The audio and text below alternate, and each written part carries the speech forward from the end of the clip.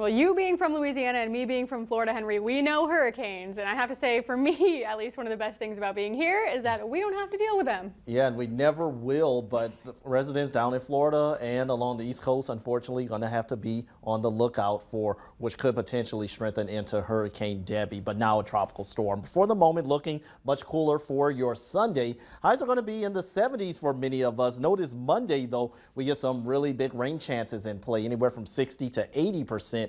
Drier for Tuesday and warmer as we're back into the 70s, but the cool down will continue through much of next week for a majority of the northern and eastern United States. For us here in the Northern Plains, though, we'll likely be in the 70s with even a few days of 60s, and returning chances of rain are going to be in the forecast for next week as well. Here's the forecast showing how much rain we could potentially get over the next 7 days. It's not going to be an everyday rain thing, but many of us anywhere from 1/10 across the north to potentially a 1/4 of an inch, maybe a little bit more along and south of the interstate, but not expecting any type of heavy or significant rain, just some nice steady beneficial showers. So looking at your forecast through Sunday, we still have that smoke aloft that's going to be continuing overnight and tomorrow, but high pressure tries to creep its way down south, but it remains in Canada. And as it does, the next disturbance pushes in from the west, and that will give some of us the chance for showers for tomorrow morning, and then a slight chance as we go into the afternoon and evening, especially for our northern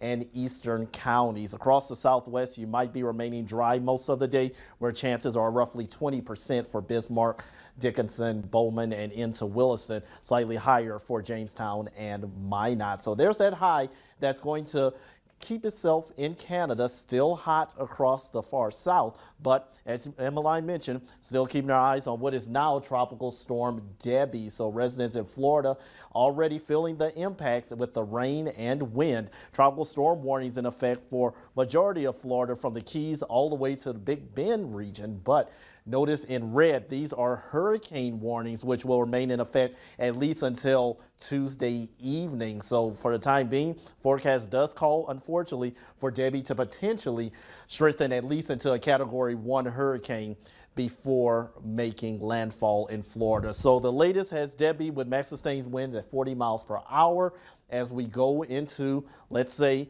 Monday morning, Monday afternoon, looking at that likelihood of a landfall potentially as a Category 1 hurricane. Let's go into Tuesday and Wednesday.